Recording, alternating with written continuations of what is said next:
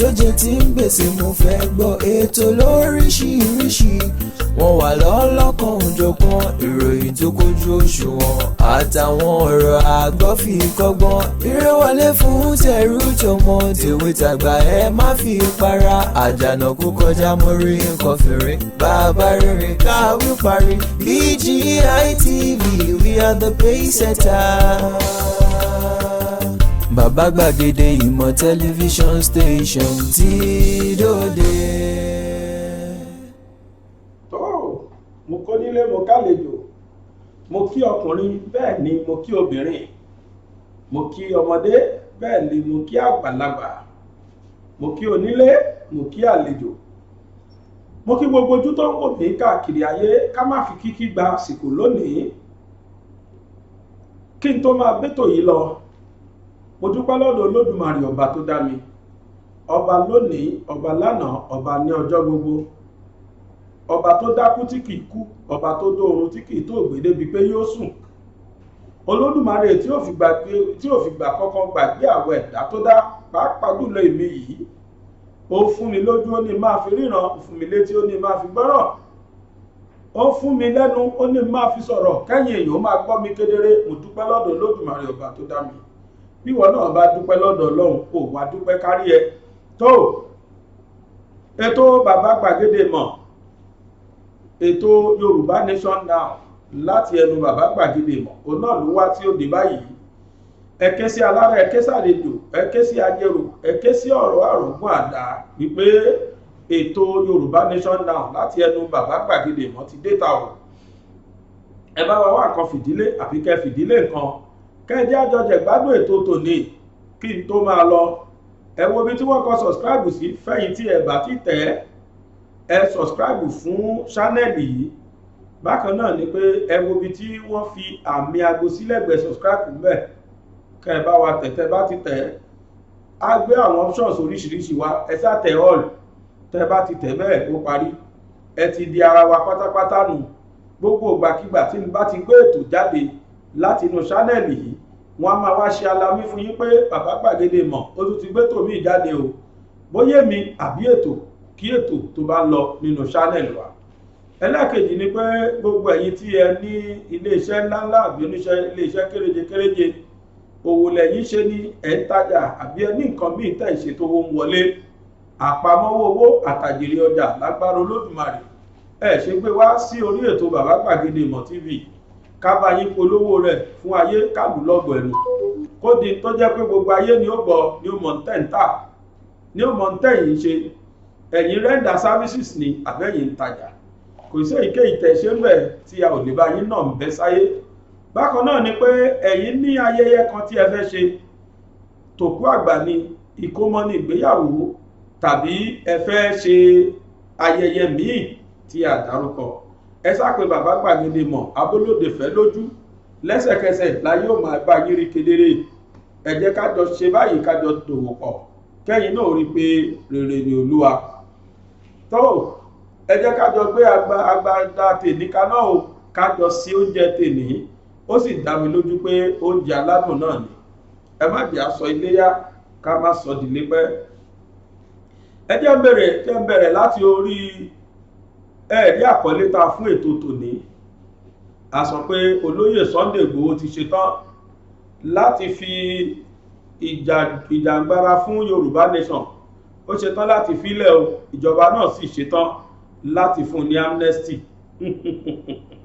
mo mọ̀ kọ́rọ̀ ìyá ayẹ ẹ̀yin èèyàn lẹ́nu pé kí la tún gbọ́ yìí bẹ́ẹ̀ ni ohun tèmi náà kọ́kọ́ gbọ́ tẹ́lẹ̀ rí o tó dẹ́rù bà mí àmọ́ ẹgbẹ́ ń sọ fún yín àwọn kan ni wọ́n jókòó ni wọ́n ronú ń tà owó yìí àwọn kan ni wọ́n jókòó ni wọ́n ronú ẹ̀ wípé káwọn sọ bẹ́ẹ̀ torí pé wọ́n fẹ́ kí ayé máa gbọ́ orúkọ wọn bí mọ́ bóyá wọ́n rò lẹ́mìí wọn pé táwọn bá sọ bóyá jọba àpapọ̀ àfojú àánú wo Sunday Igboho bẹ́ẹ̀ mo fẹ́ kó yé wa pé Sunday Igboho ìjọba àpapọ̀ kọ́ ló ní ọ̀rọ̀ bá sọ o àwa pẹ̀lú Benin Republic òun lájọ ní ọ̀rọ̀ papọ̀ kò sí eléyìí tó kan federal government Nàìjíríà pẹ̀lú Sunday Igboho nítorí pé ilé ẹjọ́ ti dájọ́ wípé kí ìjọba Nàìjíríà yọwọ́ kílàńkó rẹ̀ kúrò nínú ọ̀rọ̀ Sunday Igboho. Ohun tó kù nísìn ó ní ọ̀rọ̀ Sunday Igboho pẹ̀lú Benin Republic. Sunday wá jáwọ́ kò jáwọ́, kò sí ní kápá Nàìjíríà gọ́ọ̀mẹ̀ntì láti fún Sunday Igboho ní amnesty nítorí pé kò bá wọn lẹ́jọ́ Nàìjíríà. Àwọn ọjọ́ kan tí wọ́n ń pè ní YMC Yorùbá kinní kan ni wọ́n pera wọn, àwọn àjọ Yorùbá kan, àwọn ni wọ́n jókòó nù kọ̀rọ̀ yàrá wọn kan tí wọ́n kàn lórí tí wọ́n sọ ọ̀rọ̀ tí mo sọ jáde yìí wípé olóyè Sunday Igboho ti ṣetán láti fi ìjàngbara ilẹ̀ Yorùbá sílẹ̀ láti má ṣe bẹ́ẹ̀ mọ̀ pé ìjọba sì ti ṣetán láti fún amnesty. Ẹ sọ fún àwọn tó sọ bẹ́ẹ̀ pé òfúùtù fẹ́ẹ̀ tẹ̀ lásán àṣà tí ò ní kọ́hún ni, nítorí wípé arákùnrin Sunday Igboho ṣe ní àdúrà lásìkò yìí pé kí Elédùmarè ọba òkè bá wa fún ní ìwòsàn ní ibi tó wà.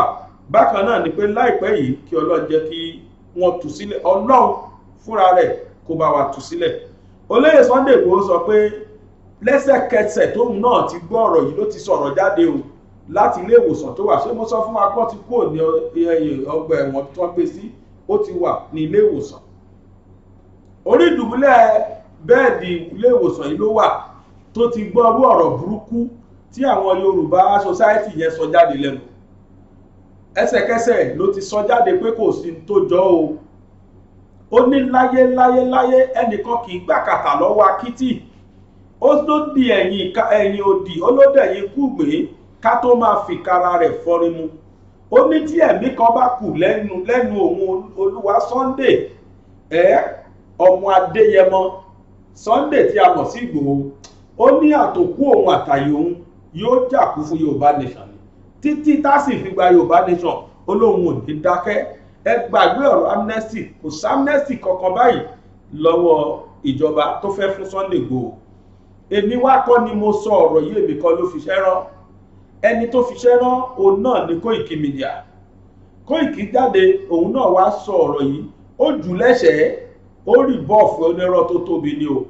Irọ́ tó tóbi ó ní àwọn ènìyàn pa. Ẹ jẹ́ ká dé ọ̀dọ̀ Koiki Media ká gbọ́rọ̀ gan lẹ́nu Koiki tó jẹ́ agbẹnusọ fún olóyè Sunday Igboho, ká gbọ́ nǹkan tí ó fẹ́ sọ lórí ọ̀rọ̀ tí mo sọ yìí. Bóyá rán ni mo pa ní o, bóyá òótọ́ ni o, mò ń padà bọ̀, ẹ jẹ́ á gbọ́. My name is Olawumi Koiki. I'm the spokesman for Chief Sunday Adeyemo Igboho Osha. Today is the 21st of October, 2021, and it has been brought to my notice with a group known as Yoruba Youth Forum, headed by their president, General Comrade Abiodun Bolarinwa, that have released a statement, and that statement that is currently on the Nigerian Voice newspaper. And the headline says, "Give amnesty to Igboho. He has accepted to drop his agitation for Yoruba nation. YYF tells Buhari." Now coming out today, 21st of October, 2021, and the time is just 4 minutes past 3 p.m., that there is nowhere, no conversation, no dialogue, whether through a telephone conversation, through a one-on-one conversation between Chief Sunday Adeyemo Igboho, popularly known as Igboho Osha, with the Yoruba Youth Forum that is headed by the General Comrade Abiodun Bolarinwa, that he is ready to let go his Yoruba agitation so that President Muhammadu Buhari can give him amnesty. I can authoritatively confirm that that is a total fallacy, a big lie by this Yoruba group that call themselves Yoruba Youth Forum. Please debunk these news that have already been put out by this group on the newspaper that I've got in front of me saying the Nigerian Voice. According to their statement, that the President General, Comrade Abiodun Bolarinwa, urged President Muhammadu Buhari as a father of the nation to extend amnesty to Sunday Igboho as he has accepted to drop his agitation for Yoruba nation. Once again, please, this is a total lie. Fanfane tí ẹ̀ ń gbọ́ mi, èmi ni Ọláyọmí Kóìkì, agbẹnusọ fún bàbá wa Chief Sunday Adéyẹmọ Ìgbòho, tí gbogbo wa mọ̀ sí Ìgbòho Òòṣà. Èní ní October 21, 2021. Aago mẹ́ta ó ti lù lénìí nígbà tí mò ń ṣe fídíò yìí.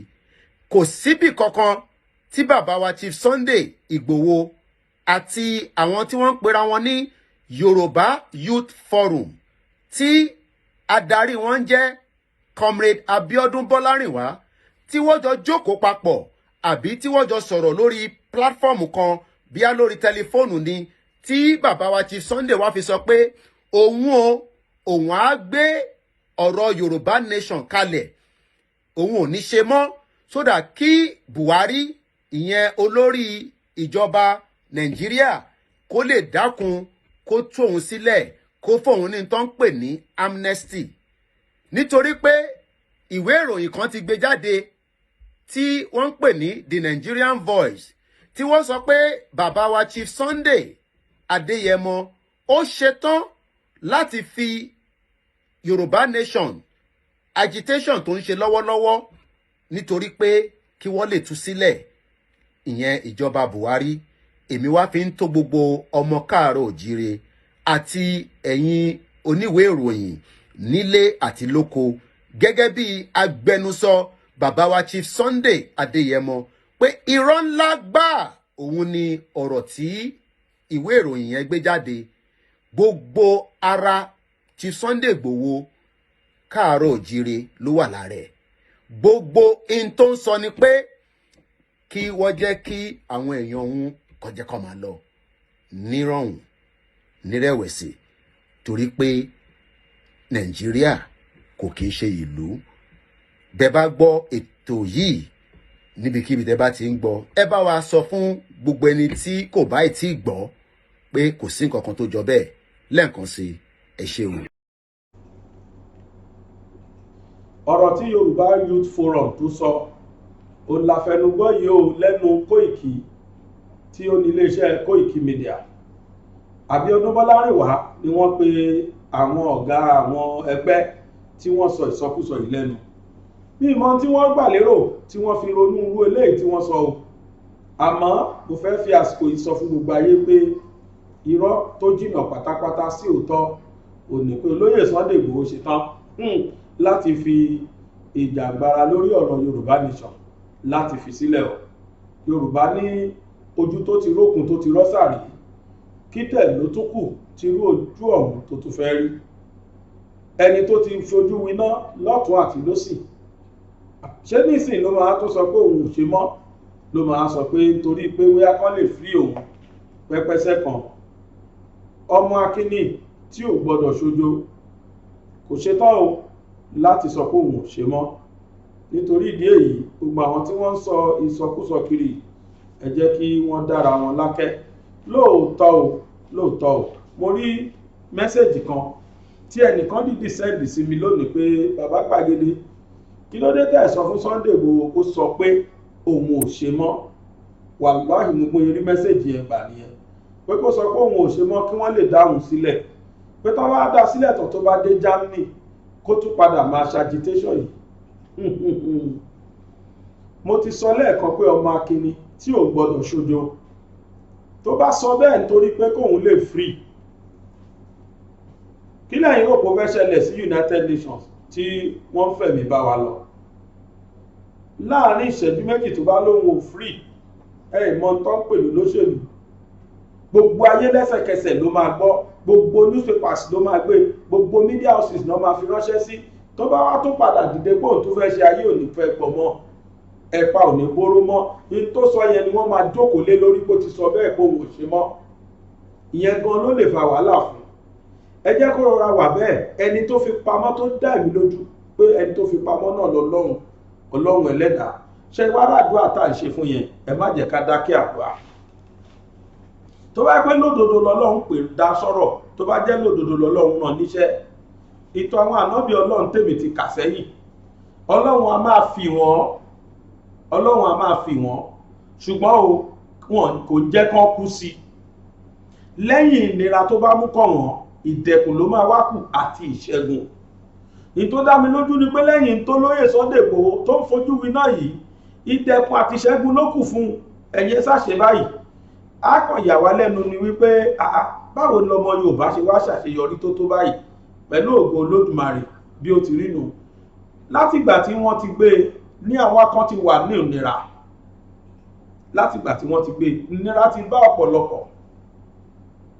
Ọ̀rọ̀ tí mò ń sọ yìí ó lè má yé wọ̀ débẹ̀, ṣùgbọ́n ohun tí mò ń sọ yìí ti bá ọ̀pọ̀lọpọ̀ sẹ́, ó ti ba ìmọye nǹkan jẹ́ lára ọ̀pọ̀lọpọ̀.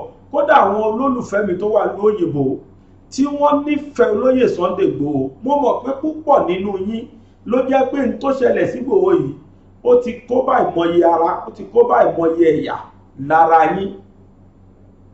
Arákùnrin kan tó jẹ́ kòríkòsùn olóyè Sunday Igboho, wọ́n interview ẹ̀ láìpẹ́ yìí. Èyí tí mo sọ yìí ó jẹ́rìí sí wípéjọ́ tí wọ́n ti gbé olóyè Igboho ló jẹ́ pé wọ́n ti gbé àwọn náà. Lóòótọ́ àwọn lè má sí ní àmọ́ tó ń ṣẹlẹ̀ sáwọn lágbo ara ó kọjá bẹ́ẹ̀.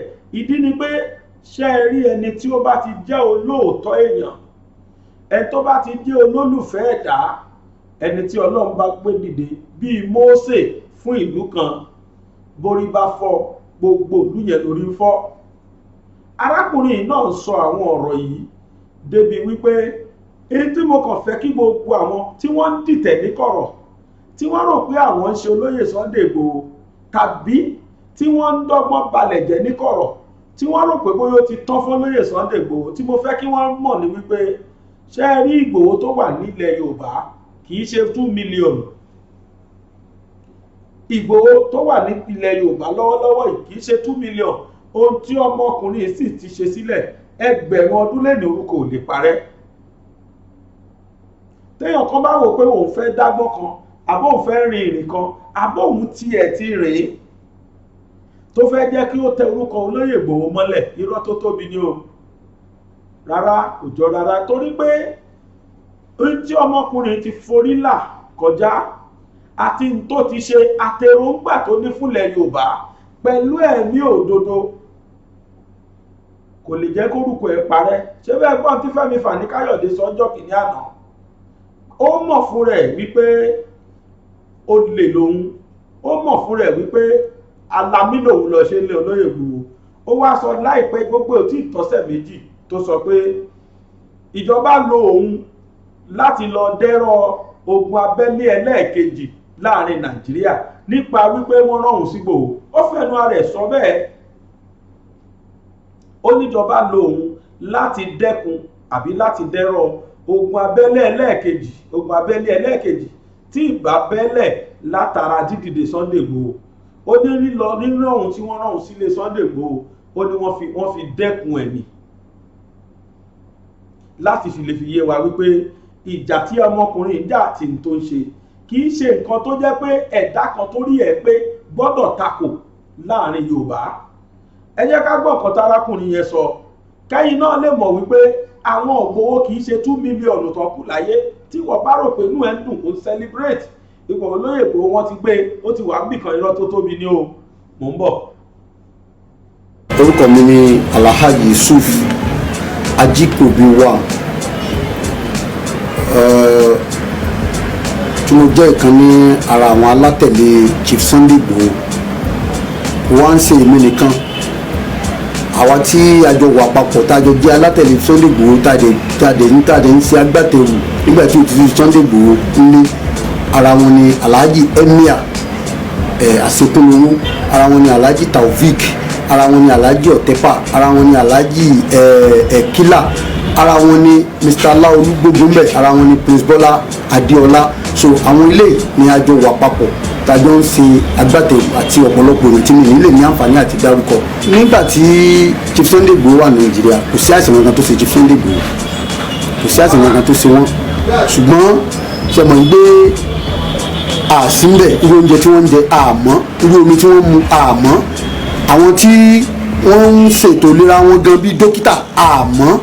lè tọ́ ẹ pé ìgbàgbọ́ ọ̀pọ̀lọpọ̀ ni pé bóyá nínú oúnjẹ tí olóyè ń jẹ, bóyá nínú omi tí wọ́n mu, bóyá nínú ìtọ́jú tí wọ́n sọ pé àwọn ń fún wọn bíi ìlera ara wọn, wọ́n lè ti dọ́gbọ́n kan láti fi irú àìsàn tá a gbọ́ pé ń ṣe wọ́n yẹn láti fi jẹ́ pé kó jẹ́ pé àìsàn yẹn látọwọ́ àwọn èèyàn agbẹ̀yìnbẹ̀bọ jẹ́ àtàwọn ọ̀dàlẹ̀ èèyàn ló ti wáyé látọwọ́ wọn sọ́dọ̀ Chief Sunday Igboho. gbogbo wa náà la mọ̀ pé àwọn èèyàn ti sọ òun ṣèròyìn mọ́, gbogbo wa la mọ̀ pé akíkanjú ni Chief Sunday Igboho, ẹni tó ń lọ tó ń bọ̀, oníṣòwò ni, ó ń lọ ìlú òyìnbó, ó ń bọ̀, ó ń wà nílé, ó ń káàkiri. so káwá múlò ẹni bẹ́ẹ̀ nígbà tá a fi síbi tá a fi sí yẹn, gbogbo wa la mọ̀ wípé kódà kó jẹ́ ẹranko la dé mọ́lẹ̀ tá a jẹ́ kó jáde, a mọ̀ pé ló ṣàìsàn ambelente èèyàn ẹlẹ́ran ara tí ètò wa ṣe ordinary èèyàn tó jẹ́ pé èèyàn takuntakun nínú ayé táwa fi síbi kan tí ò sí movement, so ó dandan kí kó ní ìlera nínú ara rẹ̀. àwa tá a ṣe ìyàwó àtọmọ Chief Sunday Igboho, àwa gbọ́ sí nípò tó dáa, àlàáfíà wo pé mọ́. ṣé ẹ rò pé Chief Sunday Igboho nìkan ni wọ́n mú tìmọ́lé ni? wọ́n mú millions of people tìmọ́lé náà, because ẹlòmíì tó ti gbọ́ pé wọ́n mú Chief Sunday Igboho làárẹ̀ ti bẹ̀rẹ̀ sí ṣe òun náà. ẹlòmíì ṣé ẹni tí ń wọlé wá tí wọ́n ń jẹun ọ̀fẹ́, tí wọ́n ń gbowó ọ̀fẹ́, tí wọ́n ń gba gbogbo ọ̀fẹ́, tí ò wá sírú ẹni bẹ́ẹ̀ yẹn mọ́, ọ̀pọ̀lọpọ̀ wọn ló ń ṣàìsàn náà. kì í ṣe Chief Sunday Igboho nìkan lẹ mú síbẹ̀ yẹn, millions lẹ mú síbi tán mú Chief Sunday Igboho sí yẹn. ṣùgbọ́n sẹ́yìn mọ̀ pé tí nǹkan bá ti lọ́wọ́ àwọn alágbára nínú, ọwọ́ àwọn alágbára ló wà ń bẹ nínú òrìta tí ìrìta dè ti mọ̀. ṣùgbọ́n àwa ń bẹ̀ yìí, à ń rọ̀ yìí, ẹ̀bẹ̀ ní o, ẹ̀bẹ̀ làwa bẹ̀ o, ẹjọ́ à ń bẹ̀ yìí. àkọ́kọ́ náà mò ń bẹ n tó ṣẹlẹ̀ yìí, ó kan ìjọba orílẹ̀-èdè wa yìí ní 80%, ṣẹ́ẹ́dí táwọn ti kú tọ́nu yẹn 20% ní tiwọn. mo wá ń rọ̀ yẹn ìjọba orílẹ̀-èdè Nàìjíríà, bí ẹ bá gbọ́ Yorùbá á rí inú ìran yín, inú ìran Haúsá tó gbọ́ Yorùbá tí wọ́n bá mi tú fún yín, nítorí pé nínú ìran Yorùbá náà àwọn tó gbọ́ Haúsá pà ń bẹ tó yẹ pé tí wọ́n máa ń sọ èdè Haúsá, wọn tí Yorùbá bá ń sọ èdè Haúsá wọn á tú fún wa ní èdè Yorùbá.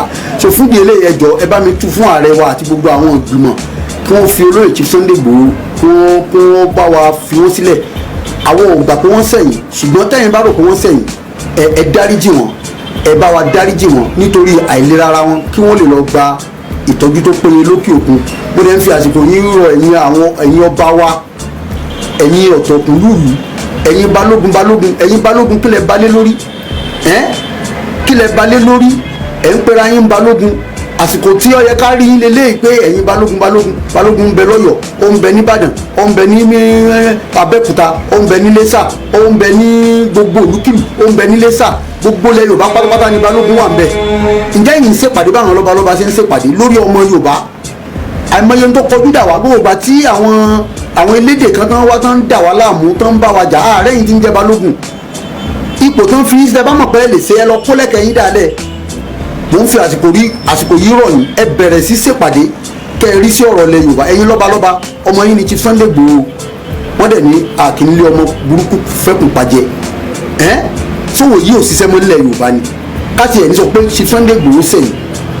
à ń bẹ̀ yín ni o, ẹ bá wa wá gbogbo ọ̀nà. bàbá wa Aláàfin, bàbá wa Onírìṣà, bàbá wa Àtaọ́jà, bàbá wa Aláké, bàbá wa Gani Adams, ẹ̀yin ni Minister of Defence. ṣé ẹ mọ̀ pé Chief Sunday Igboho sọ̀rọ̀ kan lójú yín àti lẹ́yìn yín, ó ní ìdáyìn òfin mọ̀ bá ààrẹ bá wà lẹ́yìn mi, ẹ̀yin ẹ gbé mi wò, ẹ ta mi ń kẹsẹ́ wò, bá ààrẹ ń bẹ lẹ́yìn mi, bá ààrẹ ò sí lẹ́yìn mi, ẹ mọ̀. ṣé ọ̀rọ̀ yẹn sí kó wá waste ni? Chief Sunday Igboho ti pọ́n yín lé, ó yẹ kọ́rọ̀ yìí ṣiṣẹ́, ó yẹ kẹ́ ẹ lè nígbésẹ̀ tẹ́ gbé lórí ọ̀rọ̀ yìí, torí pé Chief Sunday Igboho ó gbé ara lẹ́yìn, ó gbọ́kàn lẹ́yìn. ẹ bá wa ṣe, ẹ bá wa gbogbo ọ̀nà tẹ́ ẹ bá lè rìn gẹ́gẹ́ bí agbára yín, ẹ̀yin lọ́balọ́ba, ẹ bá wa ṣe. ẹ wo àwọn ọmọ wa ń sìn, gbogbo ọmọ wa wọ́n fẹ́ bínú, ṣùgbọ́n nígbà táwọn sọ fún wọn pé kí wọ́n ní sùúrù, kódà wọ́n ti fẹ́ mọ dojú ìjà kọ wá báyìí pé ẹ̀yin lẹ̀ ń má wọn lọ́wọ́ dúró. kẹ́sì pé wọn ò mọ tán lè ṣe, àwa là ń mú wọn lọ́wọ́ dúró. ṣùgbọ́n mo lè sọ pé ọ̀rọ̀ táwọn sọ igan àkọlé rẹ̀ ni pé lẹ́yìn àpọ́nlé àbùkù ló kàn. nítorí pé àwọn ọmọ yẹn ti ṣe tán fẹ́ bínú. Àwa là ń sọ fún wọn pé ẹ ní sùúrù wọ́n ti fẹ́ mọ ara wa gan nílùú ọ̀dàlẹ̀. Ṣùgbọ́n níbi tí nǹkan dé dúró yìí ẹ dákun mò ń bẹ̀ yín ni o, ẹni pé mò ń bẹ̀ yín mò ń pọ́n yín lé ni, ẹ bá wa ṣe Chief Sunday Igboho ọ̀sẹ̀ tá a fẹ́ mú lọ́la yìí kí Chief Sunday Igboho jáde kó lọ gba ìtọ́jú torí àìlera ara rẹ̀. ẹ má jẹ́ àwo arákùnrin yìí kí nǹkan fi ṣe sínú ibi tó wà yẹn.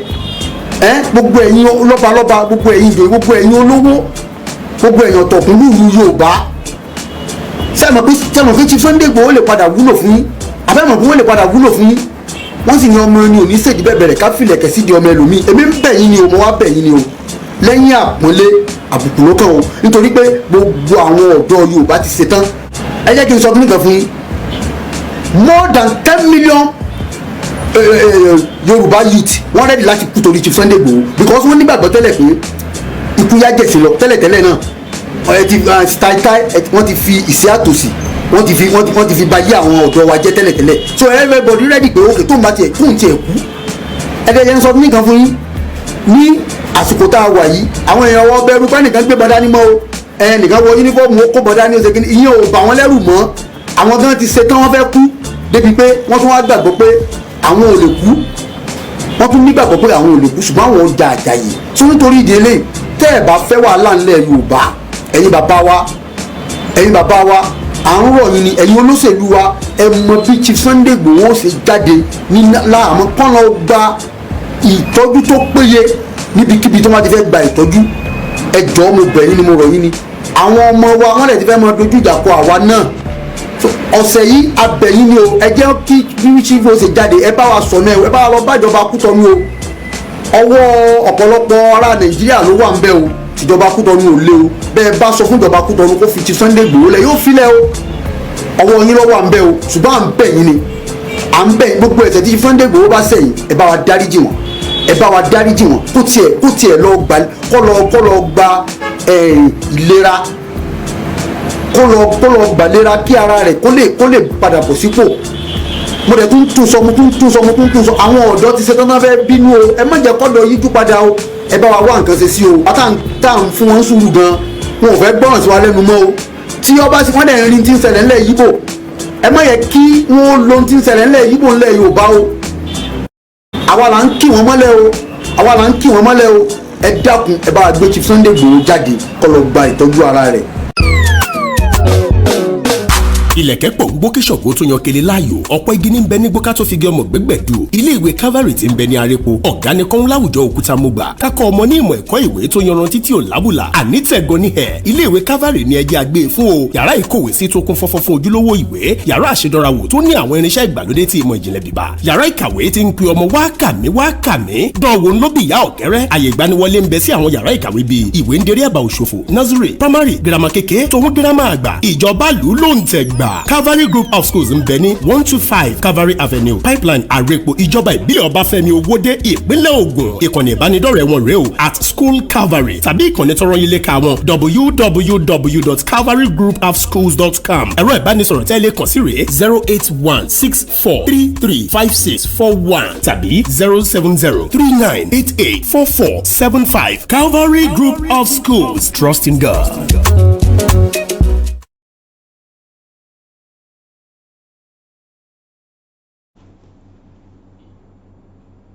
ṣé ẹ gbọ́ pé tí ọmọkùnrin yìí pè ó sọ ọ̀rọ̀ kan bẹ̀ yẹn tí tó yà mí lẹ́nu díẹ̀ ọ̀rọ̀ tó sọ mo fẹ́ wo kí ni ó fẹ́ jẹ́ èsì tí àwọn àgbààgbà ilẹ̀ Yorùbá fẹ́ fún arákùnrin. Mo wo fídíò yìí wẹ́rẹ́ ni mi ò wò délẹ̀ tán pátápátá báyìí mo ṣe wá wò tán pátápátá báyìí ni ẹ wo ìpè tí ọmọkùnrin yìí pè ẹ sì wo ọ̀rọ̀ tó sọ sí lẹ́yìn ẹ̀. Ó ní òun fi àsìkò yìí pé gbogbo ẹ̀yin àgbààgbà ẹ gbọ́ ẹ̀yin àgbààgbà ilẹ̀ Yorùbá ẹ jọ̀ọ́ kí lẹ̀ ń wò tí ọ̀rọ̀ Yorùbá fi dà báyìí. Bákan náà ni kó tún sọ pé òun fi àsìkò yìí òun tó fi pé Ìbà Gani Adams mo sì ń padà bọ̀ lórí ọ̀rọ̀ Ìbà Gani Adams àbí kí ikú tiẹ̀ sọ́ǹtì pàápàá. Ìbà Gani ẹ gbọ́ pé tarákùnrin pé ẹ sì gbọ́n tó sọ lórí ọ̀rọ̀ tí Sunday Igboho sọ. Ó ní Igboho sọ pé kẹ́ ẹ tó mọ̀ pé mo ní bàbá ẹ̀yẹ gún mi kẹ́sẹ́ wò, kẹ́ ẹ tó mọ̀ pé Ààrẹ Ọ̀nà Kakanfò Gani Adams wà lẹ́yìn mi. Àmọ́ kí ni tá à ń rí lénìí? Ṣé lóòótọ́ lẹ ṣì wà lẹ́yìn Igboho? Wọ́n ní báládì òkú ilé ò gbọ́dọ̀ wúgbẹ́gì. Kí ló wá ń ṣẹlẹ̀ lónìí? Àwọn tí wọ́n ń gbóhùn sókè lórí ọ̀rọ̀ Sunday Igboho ó ń la àwọn ọmọ yín ló jẹ́ gbogbo ìgbà ni wọ́n ń dọ̀yà há wọn láwùwò lórí social media kiri ni wọ́n ń gègùn fún wọn. Ṣó yẹ kó rí bẹ́ẹ̀ sà? Ààrẹ ẹ̀yin lẹ jẹ́ Ààrẹ Ọ̀nà Kakanfò lé gbogbo ilẹ̀ Yorùbá lórí. Gbogbo agbára tẹ́ bá lè sà ẹ lọ sà kí wọ́n lóye Igboho kú òmí tó wà. Ọmọkùnrin yìí ó jẹ́ ẹni tó bọ̀wọ̀ fún yín gan-an, ó jẹ́ ẹni tó pọ́n yín lé, ó jẹ́ ẹni tó rí yín gẹ́gẹ́ bí alágbára ilẹ̀ Yorùbá, ó jẹ́ ẹni tó rí yín gẹ́gẹ́ bí igi lẹ́yìn ọgbà tó ṣe farati. Kò wá yẹ kí n tó ṣẹlẹ̀ sí Ìbà Gani káwọn ọmọ yín máa wá ṣe bọ́n ṣe ń ṣe yìí kẹ́ẹ̀dẹ̀ máa wò wọ́n. Mo tún rí fídíò kan lánàá tó bà mí nú jẹ́ gidi. Ààrẹ Almoruf àti Awíkóńkó ìkan náà ọmọ yín tún jáde, wọ́n tiẹ̀ tún wá kó lórí dára nìkan, wọn ò fi mọ lórí dára nìkan sí, wọ́n tún kó Ààrẹ Almoruf mọ àtàwíkóńkó. Ẹ má jẹ́ kí ilẹ̀ Yorùbá bàjẹ́ lójú yín. Ṣé bá sọ pé ká fáwọn bàbá yẹn lẹ̀ káwọn máa ṣe bẹ́yìn ní Ààrẹ Ọ̀nà Kakanfò kò sí tẹ́ẹ̀nì lè bá sọ̀rọ̀ nú gbogbo àwọn ọba ilẹ̀ Yorùbá. Tó bá jẹ́ pé lódodo ibi tí Sunday Igboho tò yìí sí ẹ̀yin náà rí pé lódodo lẹ wà ń bẹ̀, èmi kí ní ìwà convince pé ẹ wà ń bẹ̀, mo mọ̀ pé olórí ni yín, olórí ilẹ̀ Yorùbá ni yín. Tí wọ́n bá sọ àwọn àgbààgbà ilẹ̀ Yorùbá wá kà yín mọ́ torí pé ẹ̀yin gangan pàápàá lolórí jagunjagun gbogbo ilẹ̀ Yorùbá, ibi tó bá dẹ̀ lé làbọ̀ ọmọkùnrin. Arákùnrin kan ó fi àìnílàákàyè sọ̀rọ̀, mo gbé fídíò ẹ̀ wá bí níbi tó ti ń sọ̀rọ̀ sí Yèyé Dára wípé ẹ fẹ́ ti Ìbà Gani sójú ogun tán kí gbogbo yín wá sá padà. Ìbà Gani ló lórí ogun nílẹ̀ Yorùbá. A rí pé wọ́n tó jẹ ni wọ́n fi wọ́n jẹ, tí wọn ò bá tó jẹ ni wọ́n ní fi wọ́n jẹ Ààrẹ Ọ̀nà Kakanfò. Gbogbo àwọn ààrẹ tó kù wọn á kú ọmọ síwájú, ọmọ ogun àti jagun lọ, ààrẹ á máa bọ̀ lẹ́yìn ni pẹ̀lú ọ̀pá àṣẹ àti òjìji kó tó bá so mọ́ra tí ń ṣe bàǹtẹ̀ ogun. Àdẹ̀gbọ́n nínú ìtàn wípé ààrẹ kan lọ sójú ogun kò ṣẹ́gun rí. Ìṣesí wọn ni kí wọ́n lọ sójú ogun kí wọ́n ṣẹ́gun, àwọn kì í fìbọn jà. Ọ̀pá àṣẹ ọwọ́ wọn àti bàǹtẹ̀ òjìji kó tí wọ́n bá so mọ́dì òun náà ni ààrẹ máa ń fi jà. Ìwọ wá sọ pé ààrẹ wo lẹ́rù pé ààrẹ tí ó tó já, ààrẹ tó já làárẹ̀ ti wà, ààrẹ tí ò já làwa fẹ́ jẹ. Ó sì dá mi lójú pé Ààrẹ Ọ̀nà Kakanfò eléyìí ààrẹ tí ò já ní ìjárù yẹn kọ́ la fẹ́ kí wọ́n já. This has to be stopped. This has to be stopped now. Ó yẹ kí a parí gbogbo obi tó ń rùn lẹ̀. Àsìkò tí a máa mọ́ ti sọ́rí lásìkò tá a máa bára wa jà kan léléyìí. Ẹ má jẹ́ káwọn ọmọ yín tọ ọ̀rọ̀ yìí tú bó ṣe yẹ lọ. Wọ́n tún ti bẹ̀rẹ̀, wọ́n tún ti ná kí ẹsẹ̀ bọ́bọ̀ míì tí ò yẹ. Ẹ jọ̀ọ́ bẹ́ẹ̀ bá ní Yèyé Dára bú ààrẹ, ṣé Almoruf náà tún bú ààrẹ ni? Ṣé kí náà pé arákùnrin Awíkóńkó òun náà tún bú ààrẹ? Bóyá mi náà tún máa kù fi sí lọ́la. Ṣùgbọ́n ẹ ti rí èmi pé mi ò gbè lẹ́yìn ẹnikẹ́ni, mi ìdẹ̀ lè gbè lẹ́yìn ẹnikẹ́ni. Gbogbo òkọkúkọ tẹ́yìn tẹ́ ń kọ́mẹ́ǹtì inú àwọn fans mi tẹ́ ń kọ́mẹ́ǹtì, mo rí yín. Àwọn kan sọ pé ẹ̀rùjà ló ń bá bábá, ẹ̀kọ́ lè spade, ìsọ̀ láàrin, ajé ló mú ní pẹ́kọrọ, ẹyẹ pẹ́kọrọ kiri. Wọ́n bí èmi nílé ọgbọ́n, wọ́n dẹ̀ wò mí tàgbà nílé ìmọ̀ràn, mi ò gọ́. wọn ọ̀ràn èmi wọn ọ̀kọ́ èmi pé kémi máa sọ̀rọ̀ sí àgbàlagbà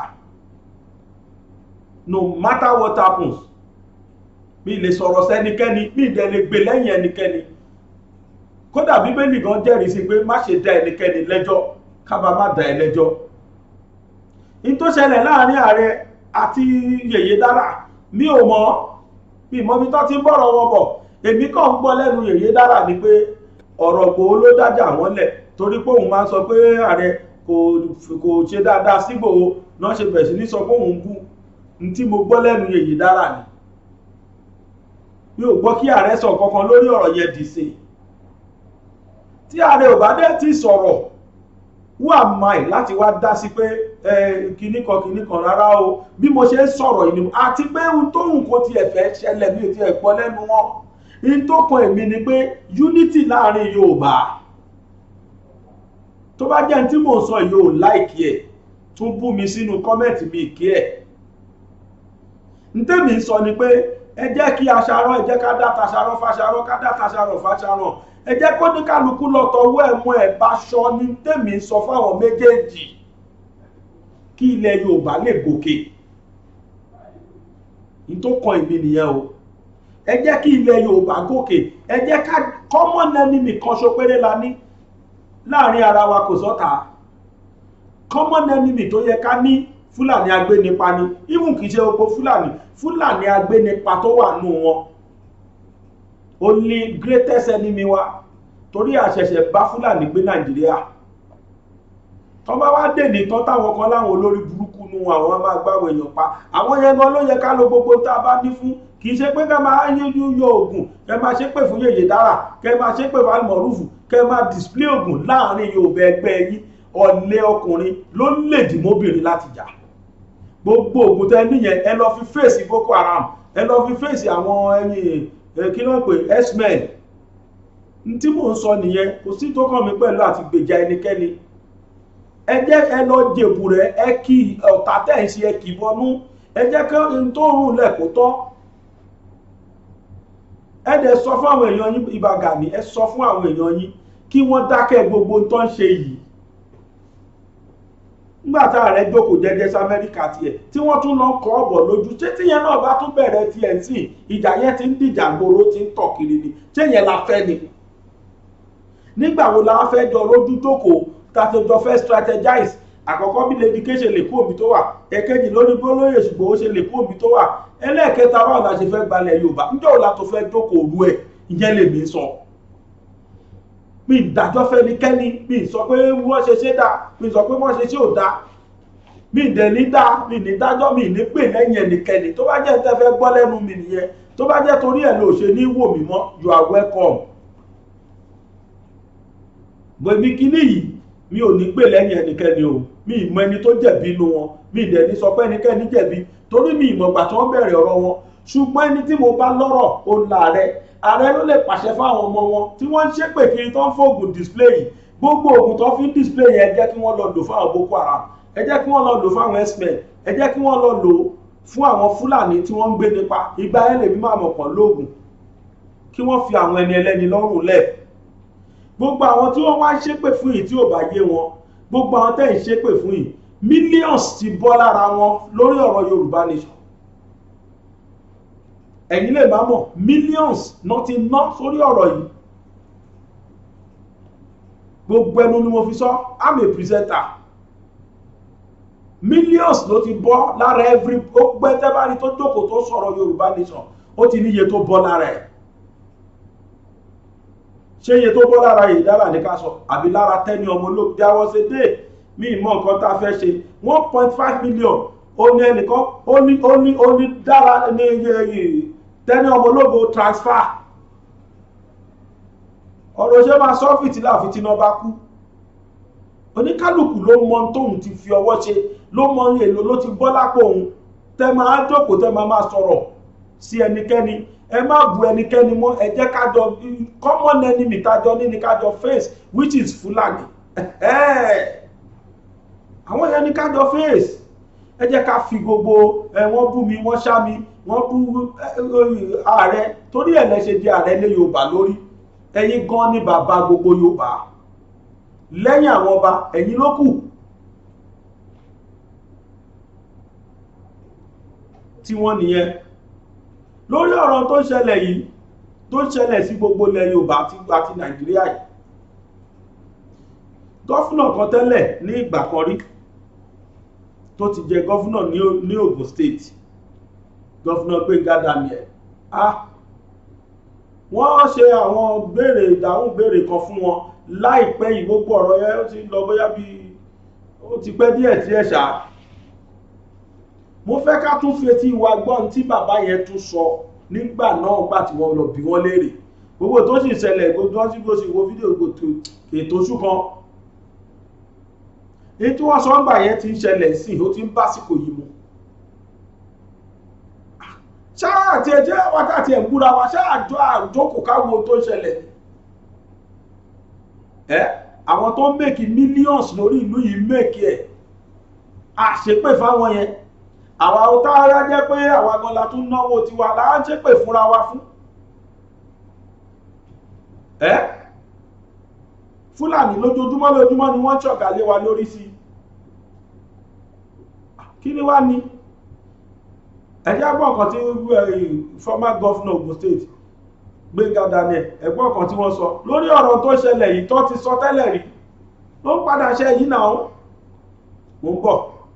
Ọ̀pọ̀lọpọ̀ nǹkan ló ń ṣẹlẹ̀ ní National Assembly tó jẹ́ pé kò dẹ̀ bójú mọ́. Bí àpẹẹrẹ. Oye tọ́nà gbà yẹn ti pọ̀ jù. Mo fẹ́ bi yín náà pé iṣẹ́ yìí faramọ́ tọ́gé owó oṣù àwọn aṣòfin. Kàn gé di ìdábí. Àwọn tó wá jẹ́ gómìnà ńkọ́, àwọn ààrẹ, àwọn tó jẹ́ ìkàn nílùú táwọn náà di ipò kan rìn mú lábẹ́rẹ́ láti orí ààrẹ, igbákejì ààrẹ àti àwọn yòókù. Ṣé lóògbé yẹ kàn gé owó tiwọn náà lákòókò yìí? Èmi ò mọ iye tí àwọn gómìnà mi ń gbà ní ìpínlẹ̀ Ògùn. 500,000 ní owó oṣù gómìnà. 500,000. Bẹ́ẹ̀ni. And mo gbọ́ pé àwọn ìpínlẹ̀ kan tí gómìnà bá ti ṣe tán wọ́n á bẹ̀rẹ̀ sí san owó gọbọi fún wọn. Ní ìpínlẹ̀ Ògùn owó tí à ń gbà nígbà tí a wà ní ìjọba náà là ń gbà 500,000 yẹn náà ni. Lẹ́yìn tó bá fẹ̀yìntì náà ńkọ́? Òun náà mo ń sọ yìí. Okay. Ọ̀nà ń lọ. Wọ́n ní àwọn míì wọ́n máa kọ́lé fún gómìnà tó lọ, wọ́n máa ra mọ́tò. Ìjọ́ tèmi ti kúrò ńbẹ̀ wọ́n ra mọ́tò fẹ́ mi o. Bóyá sì torí pé èèyàn tí ó take over from me ẹgbà nìyẹn mú dání, ọ̀rẹ́ ló mú dání, bóyá yẹn ni mi ò sọ. Èyí tó wá wà ńbẹ̀ ní ìsinyìí ńkọ́? Mi ò bí kó má tẹ̀yà pé bóyá torí pé adẹ̀ ní kọ́ndìbò fún láṣẹ ló ń bí, so mi ìyá bí pàtíkìlẹ̀ pé mi ní mọ́tò tí mò ń gùn kò sí wàhálà. Ṣùgbọ́n pé gbogbo owó tí à ń gbọ́ tó ń san wọ́n kọ́lé fún ọ l'Ábùjá wọ́n kọ́ kí ni túmọ̀ ẹ̀ kò ní túmọ̀. Ara àkọ́kọ́ tẹ́ kọ́kọ́ tọ́ka sí fún ìjọba láti mójútó. Àti executive àti legislature because ta bá ń sọ fún ìlú pé kò sówó ta lọ ń yáwó tí àwọn èèyàn dẹ̀ ń rí bá a ṣe ń ná owó ìnínàkúnà kó bọ́ sí i gbogbo bí tá a ti lọ ń ya owó wọ́n máa ń sọ ń bẹ̀ tán bá dé ok ẹlẹ́ ń bọ̀ àyáwó ẹ lọ sí House of Commons House of ẹlẹ́ fẹ́ wá yáwó àwọn tẹ́ ẹ lọ bá pé kán approve owó yín bọ́ọ̀sì náà ń wọ̀ lọ bí iṣẹ́. Wọ́n wọ bọ́ọ̀sì ní tiwọn. Wọ́n wọ bọ́ọ̀sì wọ́n wọ train lọ bí iṣẹ́ àwọn tó wà bẹ́ẹ̀ ìjọ kan la rí Prime Minister Britain tó ń gun kẹ̀kẹ́. Ìlú ọba tá à ń sọ yìí ẹ̀yin tẹ́ ẹ fẹ́ lọ yá owó ìgbà tẹ́ bá máa débẹ̀ convoy mọ́tò lẹ́tọ̀ ní London. Yóò tó tẹ̀léra wọn. Wọ́n lè tóbi oríṣiríṣi jíìpù kíní kankan ẹ wá débẹ̀ ẹni ẹ fẹ́ yáwó. So gbogbo àwọn nǹkan kéékèèké wọ̀nyí ó lè jọ kékeré lójú ṣùgbọ́n àwọn ìbá pé wà symbolic. Tí a bá tiẹ̀ à ń kà ń sa ẹlẹ́ẹ̀bọ̀n tó kú. À ń jẹ́ àṣà ẹlẹ́ẹ̀mẹ́ ní ó kú. So ìyẹn ení èjì ohun tí a bá lè produce a gbọ́dọ̀ consume. N tí a bá lè pèsè fúnra wa. N tí a bá lè produce a gbọ́dọ̀ consume. Tá a bá lè kọ́kọ́ mú yẹn ṣe àìṣá ṣe.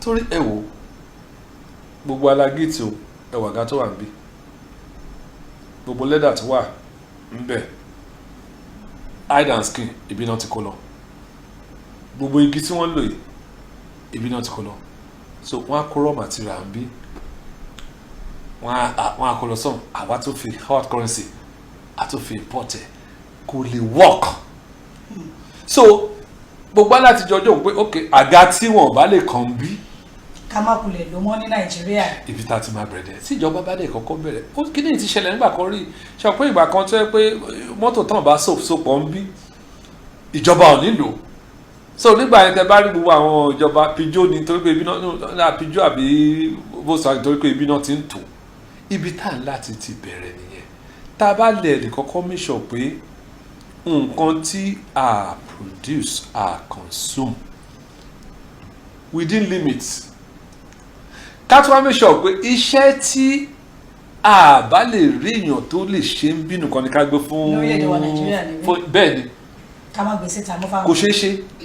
ṣe aláwọn akọ́ṣẹ́mọṣẹ́ tí wọ́n jiná dáadáa ní orílẹ̀-èdè. Ibi tí wọ́n bá mọ̀ dé a government deserves the people the work it gets tán bá ṣe lé ní tán bá ṣe dáadáa wọ́n á ṣe lọ́la dáa bí China ṣe develop nìyẹn bí Germany ṣe develop gbogbo èèyàn ṣe develop nìyẹn ó di mẹ́ta. tí àwọn èèyàn ti wá àti ìdókèlè tí a mẹ́fìn ká tó wí nǹkan wọ́n ti wá wọ́n ti ṣe bílíọ̀n kìíní ní tó yẹ àwọn èèyàn nígbà tẹ́ bá fi owó àwọ́ọ̀dì fún kìíní wọ́n á kó lébọ̀ wọn wá gbogbo equipment wọ́n á kó wá látàn so owó tí ẹ tiẹ̀ lẹ́ lọ yá bí ìgbà tẹ́ ya tán tún ti gbà padà ni ẹ̀ dẹ̀ máa san gbèsè meanwhile labour tí wọ́n rèèyàn kó síṣẹ́ equipment wọn factory wọ́n rí bìtà sí gbogbo nǹkan how gbogbo iṣẹ́ ní àwọn ìlú kan wà tán tiẹ̀ gbóná tó wa èèyàn kọ̀ọ̀kan lè wá gba oil block láwọn ní Saudi Arabia tí ò bá jẹ́ Saudi prince. ẹ gbọ́ nǹkan tó sọ former governor ọ̀dọ́ èyí táwọn náà sọ yìí torí pé wọn ò sí ìjọba mọ́ ni but wọ́n fi ẹsẹ̀ múlẹ̀ lórí tí mò ń sọ wípé àwọn kan wà tí wọ́n ń gba owó ńláńláńlá àwọn àṣepè fúnra wa wọ́n tó ti ń múra nísìn wọn tó fẹ́ padà sípò àwọn tó dẹ̀ wà nípò nú wọn àwọn tó ń múra láti tún rìtẹ́ẹ̀nì ipò tí wọ́n wà yẹn àwa làwa fẹ́ pa kítí mọ́ra Yorùbá àwa la níbi tá à ń lọ àwa la ní tá à ń jà fún àwa la níbi tá a focus our focus must not fail ẹ jẹ́ ká dìde gìrì ká dìde lẹ̀ ìtàwọn ẹni ń bá wa plan ọ̀tọ̀ ní ìtàwà ṣe ọ̀tọ̀ ẹ jẹ́ sọ àṣírí kan fún yín mo fọlọ́run ṣẹlẹ́rìí pé gbogbo tó dẹ̀ ṣẹlẹ̀ yìí ti lọ́wọ́ olóṣèlú nú ó ti ní ọwọ́ olóṣèlú nú wọ́n fẹ́ lo ohun tó ṣẹlẹ̀ láti distract ẹ̀mí wa kúrò nígbà tí ilé ìbábélé ìjà títọ̀hún bá tọ̀hún jà tíjà yẹn ti ṣẹlẹ̀ tá ti fọ́ ogun ẹ̀ lójú ó parí wọ́n ti ní evidence to prove gbogbo bí tá ti lórúkọ sí tá ti tawégbé tàtàwódé tẹwédé tàgbòdè tá ti fọkàn sí pé ibẹ̀ ni wọ́n ti máa nínú ọ̀dọ́ bá máa yọ dókà yẹn fún wa pé ṣe bẹ́ẹ̀ tẹ̀fẹ́ gba nation náà rí èyí lẹ̀ ṣépè fúnra yìí Ìbà Gani Adams mo fẹ́ bá yín sòdodo ọ̀rọ̀ sà ẹ̀dọ̀ àgbàlagbà ní máa ń rárá gbà kan sí wọ́n ní tí àgbà kí wà lọ́jà kò rí ọmọ tuntun wọ́ ẹ má ní mo pòwe o torí ọlọ́ ẹ̀forí tèmi ṣùgbọ́n ìdòdó tí mo fẹ́ sọ fún yín ni pé tí lọ́wọ́ yìí tí ilẹ̀ Yorùbá bá sẹ́tù ó kù sọ́wọ́ yín tí ilẹ̀ Yorùbá bá dẹ̀ tún sẹ́tù ó kù sọ́wọ́ yín ẹnìkan tí Sunday Igboho hold in a very high esteem ní ẹ wá proof agbára yẹn sí ẹ proof loyalty yín sílẹ̀ Yorùbá sí èmi sì nígbàgbọ́ sí yín wípé ẹ̀yin fúnra yín ẹ sì nífẹ̀ẹ́ ilẹ̀ Yorùbá ẹ̀rí ẹ̀dìdẹ ló gba agbára yín yẹn látòrí wípé kẹ́ ẹ unite gbogbo wa padà gbogbo Yorùbá unite wa padà ẹlẹ́ẹ̀kejì ẹ ṣe gbogbo ẹ̀sà gbogbo agbára yín tẹ́ bá lè sà kí wọ́n release Olóyè Ìgbòho ẹlẹ́ẹ̀kẹta ẹ̀yin lẹ jẹ́ oyè ẹ̀yin lẹ mọ̀ gbogbo àwọn ọba ẹ̀yin lẹ ní lẹ láṣẹ lẹ́nu wọn ẹ̀yin àti wọn ẹjọ́ ń jẹ lórí ewé ẹjọ́ mu lórí ewé ni ẹ mobilize àwọn bàbá ọba àwọn ọba yẹn jẹ ẹ mobilize wọn kí wọ́n rí bá a ṣe ń rí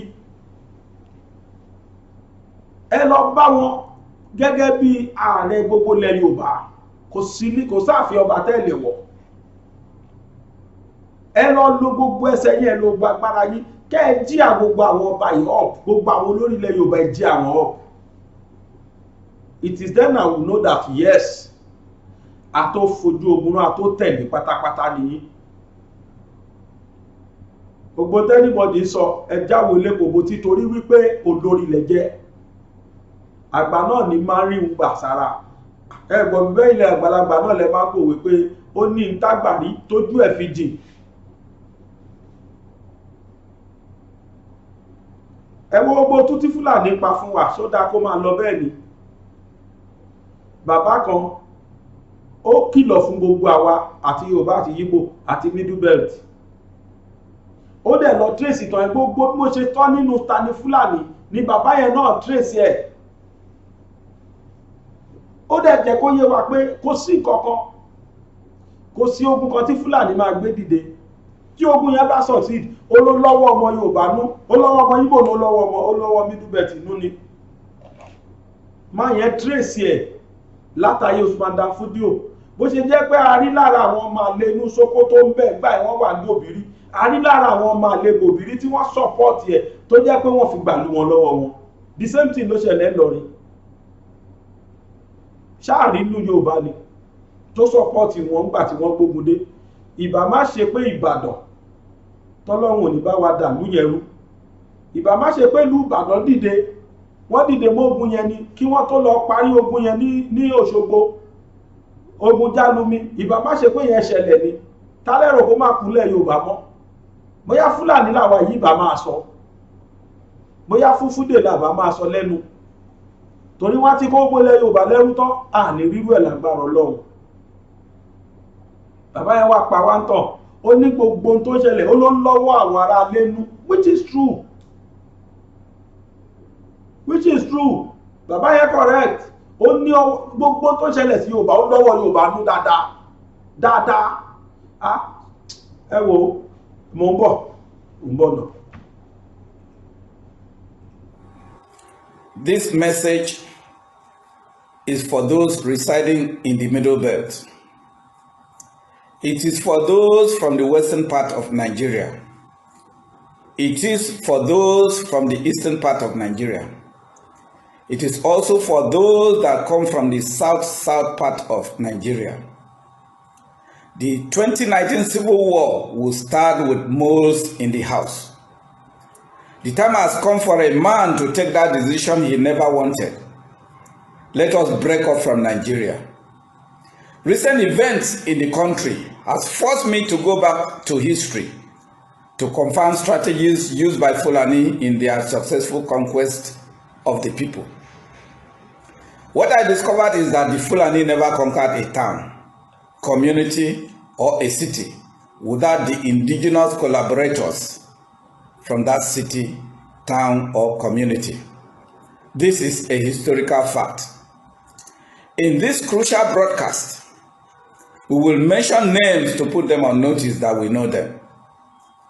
In 1808, a Fulani by name Usman Dan Fodio captured Sokoto, killed its king, and took over Sokoto under flimsy excuses of corruption and religion. They call it jihad, and it took place between 1804 and 1808. It was successful because there were indigenous moles from Sokoto that worked with Usman Dan Fodio to capture Sokoto.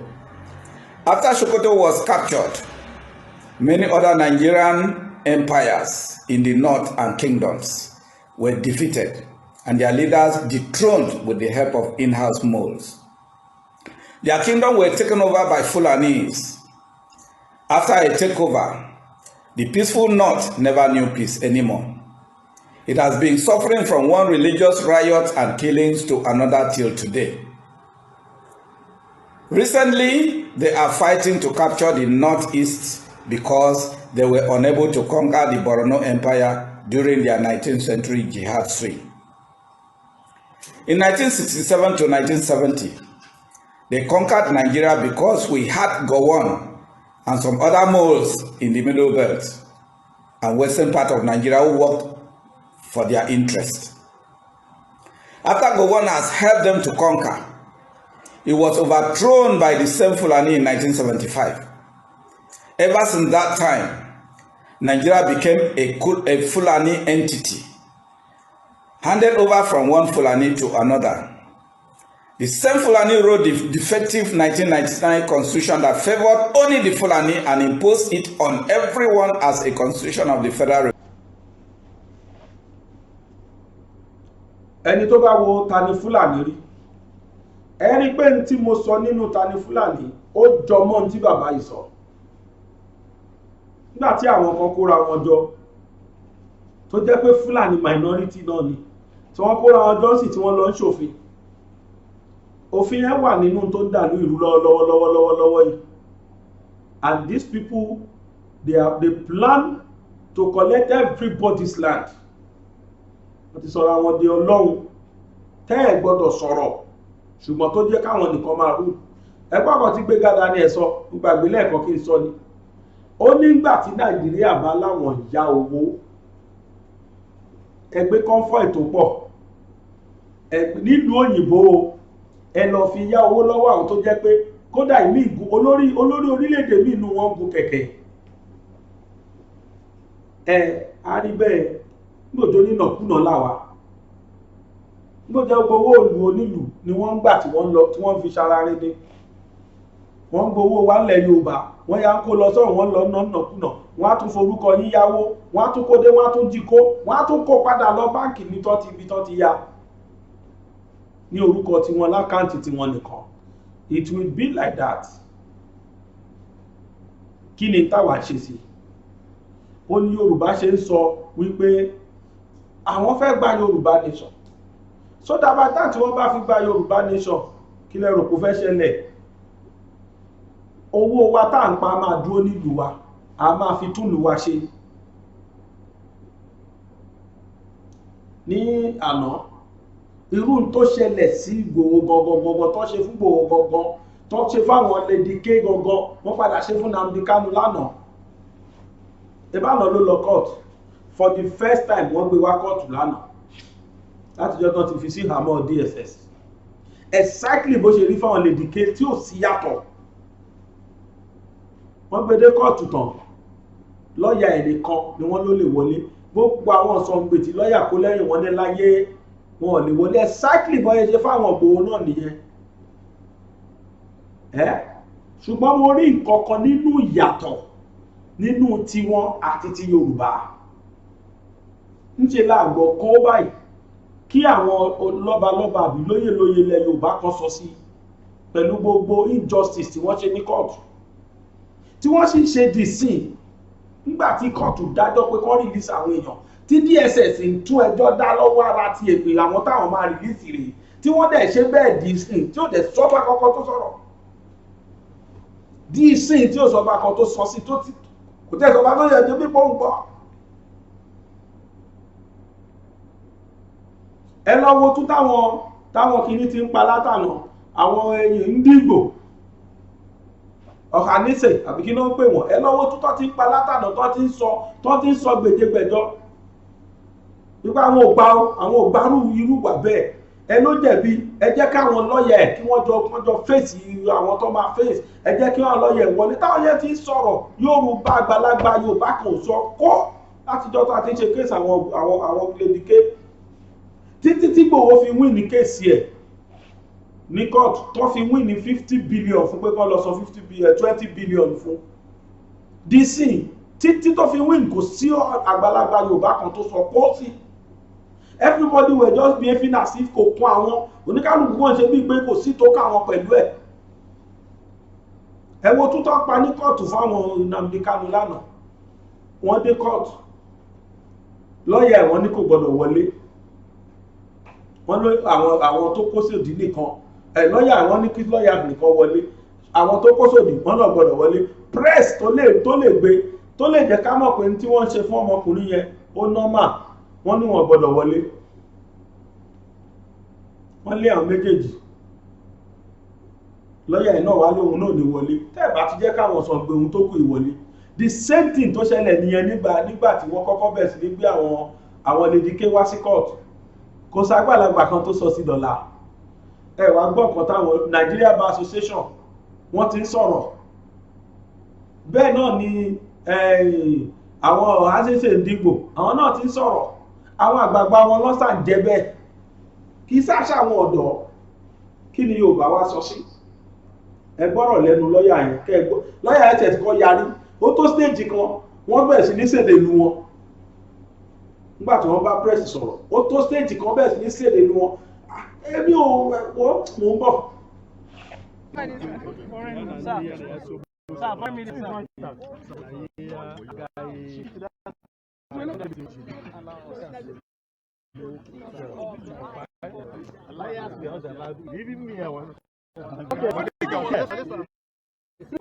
Identify. We identify ourselves. Maybe should my MBA. I don't know why.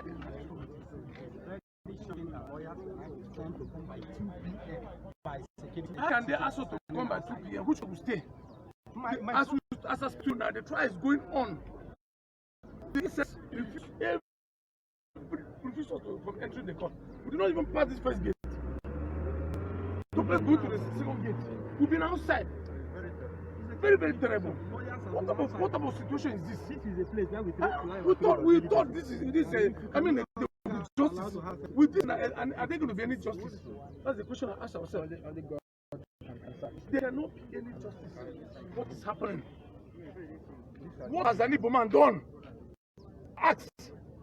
Let me ask the present government headed by General Buhari. What has Iboman done? When Zaki came for a trial, some of us came here because we believe his cause. We supported him. They allow us inside the court. The same thing happened to the Sultan. Dasuki. We were all allowed. Nobody, we should not allow. They refused to allow us in the court. What's the Barrister Sonia Yang. Thank you, sir. What's the reason? Actually, ṣẹ́ni bí lọ́ọ̀yà ẹ̀ ṣe ń tú lẹ́nu bí ètò fídíò yẹn mi ìpínlẹ̀ ẹ̀tọ́ ni ibì kan tún sì wà tó jẹ́ pé ó tó stage kan bẹ̀rẹ̀ sí ní sọ yíbo tó ṣèdè lu wọn pẹ̀lú ìbínú ẹ jọ sá ta ló dá sínú àwọn àgbààgbà Yorùbá ta ló sọ pé òun rí láàárọ̀ yọrọ nínú Ojúmọ́ Aláyọ̀ tá a ṣe láàárọ̀ yìí a sọ nínú ẹ̀ kódà àkàjáde nínú news níbi táwọn dìgbò ó wà ní sẹ́ńdìgbò tí wọ́n ti ń sọ pé láyéláyé àwọn ò gba gbogbo irú treatment yẹn àwọn ò fẹ́ ó wá kàgbàlagbà tó fẹ́ sọ̀rọ̀ ilẹ̀ Yorùbá ó kú àgbàlagbà tó fẹ́ sọ̀rọ̀ ilẹ̀ Yorùbá in tó kọ àgbàlagbà ti Yorùbá ó ní kí wọ́n rówó gbà lọ́wọ́ ìjọba kọ́dẹ̀ panimọ́ tówó oṣù tí wọ́n bá ti ń lọ kù sí tó kan àwọn àwa ọ̀dọ́ a máa tún wá bára wa jà àwa tá sọ pé gbé kọ́sọ̀ ń dání a máa bára wa jà àfi ká rorí o Ìbà Gani Adams tuntun yín pé ẹ lọ ṣiṣẹ́ láàrin àwọn àgbàlagbà Yorùbá ẹ pè wọ́n jọ ìdí tí wọ́n fi gbọ́dọ̀ release olóyè Sunday Igboho ìdí tí Yorùbá nation gbọ́dọ̀ fi stand ń tẹ́ torí ẹ̀ jẹ Ìbà tẹ́ fi torí ẹ̀ jẹ Ààrẹ Ọ̀nà Kakanfò ni bí wọ́n ṣe ń pariwo tó ọlọ́pàá EndSARS kìíní kan mélòó nú wọn ló gbọ́ àwọn ọlọ́pàá Nàìjíríà ò rẹ́dí láti gbọ́rọ̀ àwọn agbófinró Nàìjíríà ò rẹ́dí láti yí padà ìjẹta ni wọ́n ṣe EndSARS on the 20 èdè 22 tí mi bá ṣe ó dìjẹta lé ní 2 days ago láti lè fi hàn wá àwọn ìwọ́sí tí wọ́n fi ń lọ ọmọ ìlú yìí kódà mo rí fídíò kan bẹ̀ mi mo ṣe fídíò yẹ kí n gbé wá kẹrin irú tí wọ́n ṣe fún wa ní Amẹ́ríkà nígbà tí a lọ sí kí lórúkọ ẹ̀ United Nations tí wọ́n lọ háyà àwọn èèyàn tí wọ́n lọ háyà wọn wípé kí wọ́n máa sọ pé wọ́n Nàìjíríà ṣe é rántí wọ́n tún ṣe rú ẹ̀ ní EndSARS torí pé wọ́n mọ̀ páyé ń wu àwọn DJ Switch ìyẹn sì wà Canada tóun náà ń ṣiṣẹ́ lọ lórí àwọn tó ń pa ní EndSARS yẹn wọ́n mọ̀ páyé ń wu àwọn náà tún wá lọ sponsor àwọn kan tí wọ́n sọ pé kí wọ́n máa sọ pé rọ́ ni kò pa ẹni wọn ò pa anybody ní EndSARS kò sí anybody tó pa mo fojú ara mi rí fídíò yẹn tí ń bá ní lọ́la máa gbé wá fún ikẹ́ iná tó wù ní ooo sísítẹ̀mù tí wọ́n lò fún aládìyẹ wọ́n tó ti ń lò fún eléwúrẹ́ ń bí system tí wọ́n lò l'Amẹ́ríkà wọ́n tó ti ń lò Nàìjíríà àwọn yẹn náà gbé placard náà pariwo kiri irọ́ ní ìrọ̀lẹ́ SARS fake ní kò sí anybody tó ń pa mo rẹ́rìn pé wọ́n bọ̀ apá ẹ̀yìn náà kẹ́ tó mọ bó ṣe lọ. wọ́n fìyà jẹ arákùnrin kan níbi SARS yẹn kódà ó bà mí nínú jẹ́ gan pé jọ́wọ́ nílùú ìtàbájọ́ la fẹ́ bọ́. aṣọ ẹ̀ náà fún wa nínú Ojúmọ́ Aláyọ̀ tá a ṣe láàárọ̀ yìí. fáfàní ẹ̀yin tẹ́ ẹ̀ wo Ojúmọ́ Aláyọ̀ ẹ̀ mísì o program yẹn bá a ṣe ń ṣe láàárọ̀ a fi educate àwọn èèyàn ni. ẹ máa gbìyànjú láti máa wà àárọ̀ ní látijọ́ Monday lọ díjọ́ Saturday la fi ń ṣe program yẹn. bẹ́ẹ̀ náà làwọn òròyìn wa àwọn news wa tá a máa ń sọ nu channel yìí àwọn programs tá a ṣe nu channel ìtorí pé gbàgede ìmọ̀ la pè a gbọ́dọ̀ máa fi ìmọ̀ sí gbàgede fáwọn èèyàn láti máa ní àǹfààní sí ni kò sẹ́ni máa wo channel tí ò ní rí mọ̀ kan àbí kejì kan bẹ́ẹ̀ kò sí program wa kankan tó jẹ́ àṣàdànù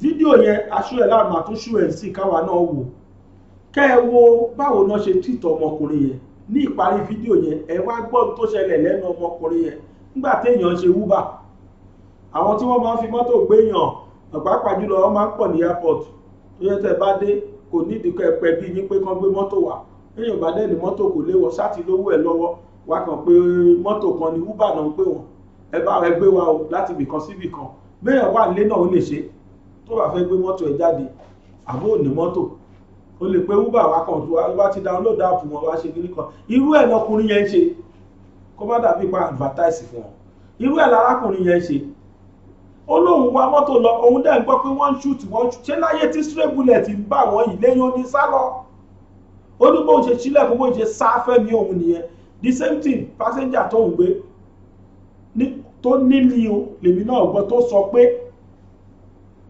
ó nígbà tó ń dẹ̀ sá òun sá pamọ́ síbi kan dẹ̀ rí pé tó gbogbo nǹkan ti ń lọlẹ̀ rìtìrìtì ti lọ ó dẹ̀ padà sídìí mọ́tò ló débẹ̀ ó fi kọ́kọ́rọ́ mọ́tò yẹn wọ̀n wá pé mọ́tò tó ń kọ́kọ́rọ́ ẹ̀ rèé àwọn oníròyìn dẹ̀ ń bí léèrè pé oní Uber ní application orí fóònù ẹ̀dà ó fi hàn wọn ọ́dà tó gbàgbọ́ yẹn pàápàá ó fi hàn wọn àwọn ọlọ́pàá lù bí kúkú bí yíyẹ ni wọ́n ní dandan àfikún wọnú Black Maria ó lóun òwò tó ríran òun òwò rí wọ́n dá nǹkan sí lójú náà kó síyà tí wọ́n fi jẹ ọmọ káàdẹ̀ sọ pé kí ló ìṣẹ́tù àní kí ló ìtòrò ẹbẹ̀ sì ní fìyà jẹ aláìṣẹ̀ ẹ wo tí mò ń sọ rẹ̀ tẹ́ ẹ̀ bá tí ì rí tẹ́lẹ̀ ẹ̀yẹ o. That's not first now. I'm waiting now. What I do now? They arrest my car now.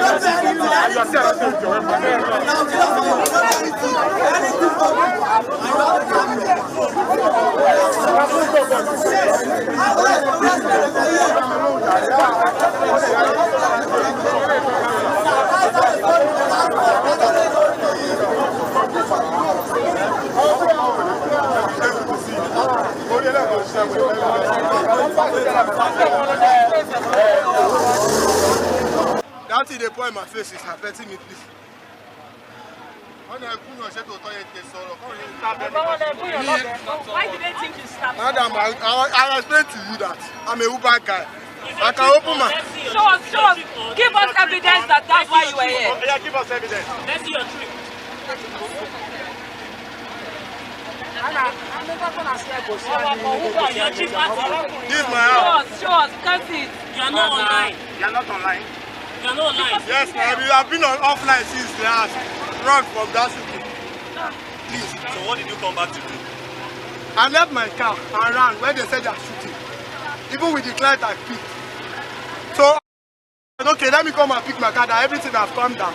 That's why those guys say, okay, I should go and meet the authority where they carry my car to. Where did you leave your car? Eh? Where did you leave your car? I left when they said they are shooting. And that junction, back there. It was back there. If my car is not there, that's why I came. Okay, go. For me to get my car. Go now, go now. My car is going, no more there. I can't find my car. Which car you got? What were you doing? What were you doing? Tell us what happened. Sorry, I'm a Uber guy. So when I was coming with a trip on, so I don't hear, they are shooting, Even with the client I carried, you have to come down. I too have to just leave my car, lock it. This is my key. And this is my app. I'm not, what's my own with protest? Did you attack anyone? No. What did they tell you when they tried to put you in the car the first time? They tell me my car, I will get my car somewhere, but they want to put me that and I will never enter that thing because I'm not a thief. So it looks like, have they left you alone now? Are you free to go? Like I will have to go because maybe I'll come back for my car. Because they took some car away. What type of injuries did you suffer? Did they hurt?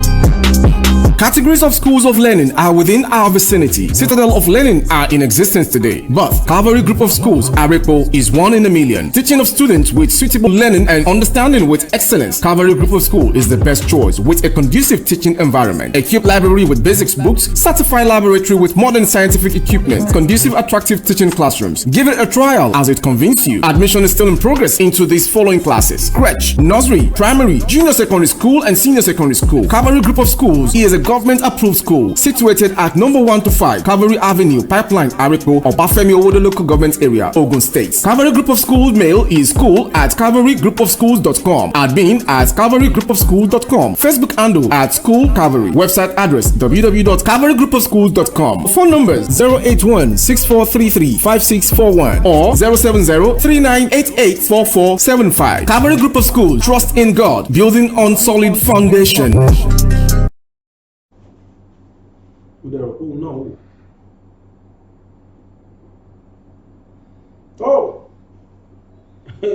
Ọlọ́run má jẹ́ kí aṣẹ́ ṣó yà ẹ̀rí pọ́mọkùnrin iṣẹ́ tó yà gan.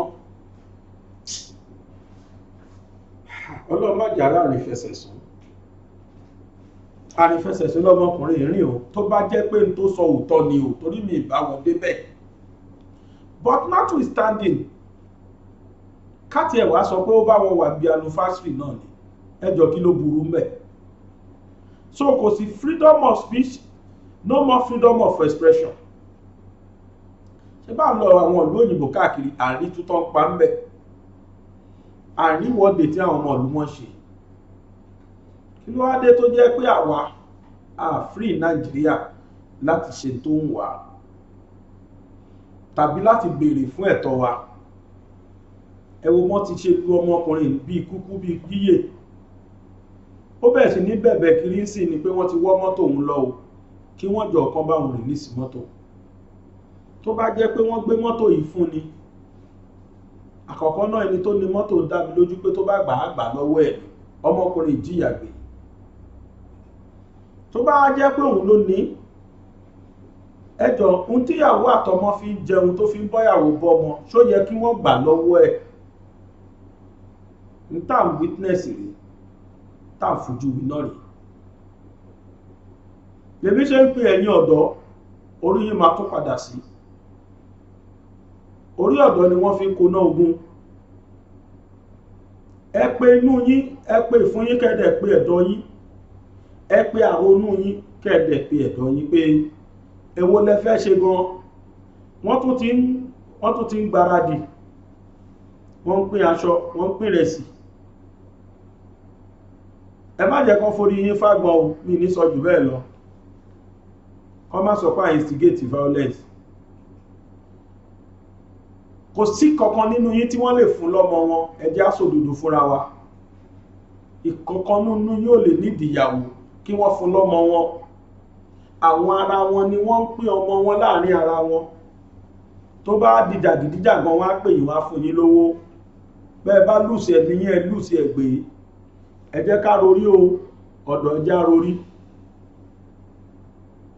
Yorùbá dẹ̀ sọ pé ẹ̀jẹ̀ àrèlé ilé là ń lọ, àgbẹ̀ kan ò rokoroko kó gbàgbé ilé, Yorùbá ẹ̀jẹ̀ á padà sílé. N tí màá fi ṣe lọ lónìí rèé, òun náà lórí yẹn. Ẹ̀jẹ̀ àrèlé ilé là ń lọ, àgbẹ̀ kan ò rokoroko kó gbàgbé ilé. Tó bá jẹ́ lódodo ó ní Yorùbá nílé, ẹ̀jẹ̀ á padà lọlé o. Yorùbá nation now. Mi ní sọ jù bẹ́ẹ̀ lọ. Oníyàn ṣe o, ọlọ́kà ṣe. Ìrìn àjò tá a ti jọ rìn láti bí wákàtí kan àbọ̀ látàárọ̀ àti dé èbúté lónìí. Ẹ tún pàdé mi lọ́la ní agbára Ọlọ́run ọba. Ṣùgbọ́n síwájú kí n tó máa lọ, ara kankan ṣo náà tá à ń sọ rèé. Ọmọ Yorùbá ló dá iléeṣẹ́ yìí sílẹ̀, ló dá ṣánẹ́ẹ̀lì sílẹ̀. Yorùbá ni mí, Yorùbá ni mo dúró tì ní tipápátá. Gbogbo yín náà ló jẹ́ pé ìjọ tọ́rọ́kọ́bọ̀ tẹ́ ń fún mi tí mi fi ọwọ́ mẹ́wẹ̀ẹ̀wá jẹun, ó ní mú papọ̀ tí mo fi dá iléeṣẹ́ yìí lẹ̀. Ó dẹ̀ kéré tán òṣìṣẹ́ bíi 10 ló wà níbẹ̀ tó ń ṣiṣẹ́ tí ogun ọjọ́ ọmọ Yorùbá. Ẹ wá wojọ́ tí mo ti ń bẹ̀bẹ̀ pé ẹ bá wa subscribe, ẹ bá wa sọ ọ̀pọ̀lọpọ̀ tá sí kọ́sàwá kan wá gbọ́ program kan dẹ̀ máa lọ ní, ẹ má jẹ́ orí bẹ́ẹ̀. Yorùbá Áfíríkà nífẹ̀ẹ́ ara wa, Yorùbá Áfíríkà máa support ara wa. Kí n tá a bá gbélẹ̀ kájọ máa gbé àgọ́ yẹn dórí tó dáa jù rèé. Ẹ wojọ́ mo ti ń pè, ẹ bá wa subscribe. Ẹlòmíì kan wọlé akọ̀gbọ́ bá tiẹ̀ ti kọ́kọ́ ẹ bá wa subscribe, ó máa lọ tiẹ̀ ní kù kan. Ẹ má jẹ́ orí bẹ́ẹ̀, bí wọ́n bá wà nù wọn ló ṣe change lénìí. Kó o dára wa permanently. Tó bá gbé tá a bá bẹ̀rẹ̀ ètò kan gbé wá fún ẹ ní notification ló dáa jù. Ẹ wo bí tó kọ subscribe sí, ẹ dẹ̀ wo bí tí wọ́n fi notification yẹn sí, notification bell. Ẹ tẹ méjèèjì, tí ẹ bá tẹ bẹ́ẹ̀lì yẹn á gbé àwọn options kan wá. Àwọn options yẹn all wà nínú ẹ̀. Ìyẹn ni pé all gbogbo ẹ̀, kì í ṣe all tí wọ́n ti ń ṣe nǹkan o, HALL ìyẹn kọ́ o. All mi ALL all yẹn ni kẹ́ẹ̀tẹ̀. Tẹ́ bá ti tẹ̀ ń tó túmọ̀ sí ni pé gbogbo fídíò tó bá ń jáde láti ọ̀dọ̀ Bàbá Gbàgede Ìmọ̀ mo fẹ́ máa wò. Tẹ́ bá ti tẹ̀ bẹ́ẹ̀, wọ́n á máa wá fún yín ní alámí tí bá ti jáde báyìí. Ṣùgbọ́n tẹ́ bá dá tẹ notification bell yẹn tẹ́ subscribe, wọ́n ní gbé wá o. Torí tẹ́ sọ fún wọn ni pé mi ò nífẹ̀ẹ́ channel yẹn, mi ò nífẹ̀ẹ́ ètò yẹn. Bẹ̀tẹ́ kọ̀kọ́ nífẹ̀ẹ́ ètò yẹn, kí lẹ máa fi nífẹ̀ẹ́? Subscribe. Ọ̀fẹ́ ni, kò ná yín ní nǹkan kan. Ní tó túmọ̀ sí ni pé ṣé o nífẹ̀ẹ́, mo nífẹ̀ẹ́, ìtumọ̀ subscribe nìyẹn. Bákan náà ni pé wọ́n wá ní kó buwọ́lù nípa pé kó tẹ notification bell. Tó bá ti ṣe bẹ́ẹ̀, ó ti dára wa nìyẹn. Tá bá ti bẹ̀rẹ̀ ní program, wọ́n á wá gbé fún yín. Bákan náà ni pé ẹgbọ́n tó bá ní nǹkan kan tó fẹ́ ṣe, bóyá o fẹ́ polówó ọjà, o fẹ́ ṣe ìkéde, o fẹ́ ṣe kíni, èyí máa ń ṣẹlẹ̀ pé ẹnìkan ṣe nǹkan dáadáa tó fẹ́ kí wọn. Àwa náà máa ń ṣe irú ẹ̀ bí, a lè bá yín kí wọn, lè bá yín gbé sáyé. Ẹnìkan ṣọjọ́ bí, ẹ fẹ́ kí ẹ pè wá, a bá yín gbé sáyé. Abẹ́yìn fẹ́ ṣe surprise tí wọ́n ṣe ń sìn fún èèyàn kan, ẹ lè pè wá ká wá jẹ́ media house tó máa bá yín gbé sáyé. Èyíkéyìí nínú àwọn ètò wa, ẹ lè pè wá kẹ́ sponsor ẹ̀. Ọlọ́run á ṣe dáadáa fún wa. Àwọn social media handles tẹ́tí lè rí wa yàtọ̀ fún YouTube. Fẹ́yìn tẹ́ bá wò lórí YouTube, ẹ̀yin tẹ́ bá wò lórí Facebook, tẹ́ẹ̀dẹ̀ fẹ́ wò YouTube, ẹ lọ tẹ Bàbá Gbàgede Ìmọ̀, Bàbá Gbàgede Ìmọ̀ TV. Tẹ́ bá search fún ẹ̀rí wa ń bẹ̀. Bẹ́ẹ̀ náà nípa wà lórí Instagram, Gbàgede Ìmọ̀ _22. A wà lórí Facebook náà, Gbàgede Ìmọ̀ with Aláwìyé Báyọ̀. Kò sí tẹ́ ṣe ń bẹ̀ tẹ́ ẹ̀ bá wa ń bẹ̀. Ojú tẹ́ fi ń wò mí, mo ṣe ládùúrà pé kò ní fọ́ lágbára Ọlọ́run. Etí tẹ́ sì fi ń gbọ́ mi, etí náà ò ní di o pẹ̀lú ògo Ọlọ́run. Fídíò òkú kan tí mo fẹ́ ṣe lénìí lágbára Ọlọ́run, mo sì ṣàdúrà kan lọ́n jẹ́ kó ṣeé ṣe. Mo pé lánàá kó pọ̀ sí gbùgbẹ́, lénìí mo ṣàdúrà kan lọ́n jó ṣeé ṣe. Mo fẹ́ ṣe lórí ìlera lògùn ọ̀rọ̀.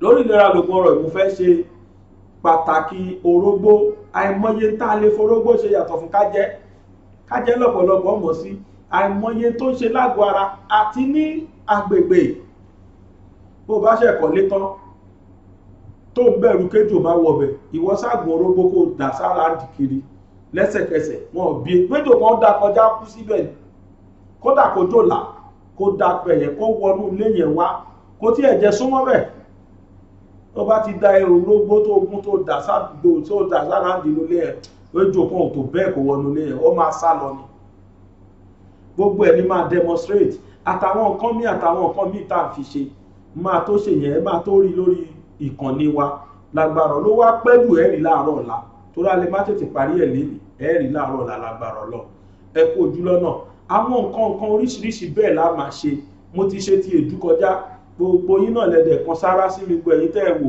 tó bá ti wò ó wà lórí ìkànnì lọ́wọ́ oníyanṣẹ́ o ọlọ́kàṣe gbẹ̀yìn tẹ́ bá wa wo tèmi gbòyìn náà ni mo dúpẹ́ lọ́wọ́ ẹ̀gbọ́n ilẹ̀ ṣeun tó ẹ jẹ́ ká tún pàdé ní ọ̀la lágbára ọlọ́run èmi bàbá gbàgede ìmọ̀ aláwìyé adébáyọ̀ sàbúrì ọmọ bàbá tíṣà lábẹ́kúta ló ń fi àsìkò yìí kí wa wípé ó dìgbà o.